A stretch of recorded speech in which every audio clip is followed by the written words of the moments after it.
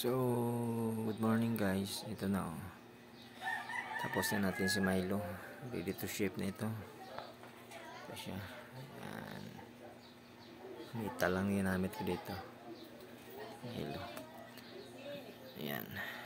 Dalawang fan, electric fan lang doon sa DC drive niya. Booster. Then dalawang mylar sa baba. Bali apat lang yan. Yan ang DC. Ang AC naman na booster ito. Tatlo. AC ito.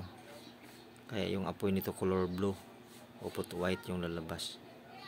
So subok natin. Kagabi hindi masyadong maaninag yung ilaw kasi hindi na sit up.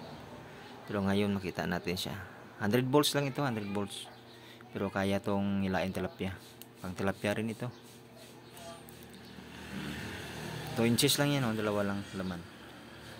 Very tipid ito. Ito yung tipid na ginawa natin na maliit. Mas maliit ito sa mga ginagawa ko. Nagawa ko na. So ganito lang kalaki, oh, maliit. So itong ilaw subok natin. Alaga yung kaya niya guys. Ayag kayo. 100 volts lang. So ito na. Ayan. Dito na, baka magtanong kayo guys kung ano to. Ito naka-attach ito sa AC. Yung sa pinakadulo. Ito. Yung booster natin na mylar, tatlong mylar. Tatlo yan. Dito naka-attach yan, oh, sa dulo. Bawat dulo.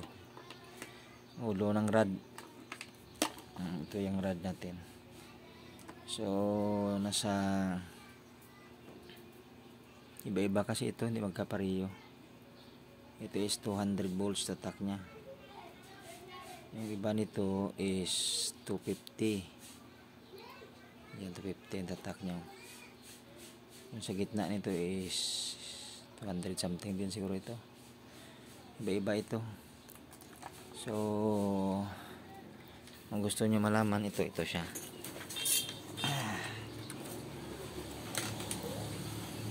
Ito yung Milo natin, Milo Stunner. Ayan siya. Hindi lang siya masyadong kagandahan. O tama lang. Yan ang paggawa natin.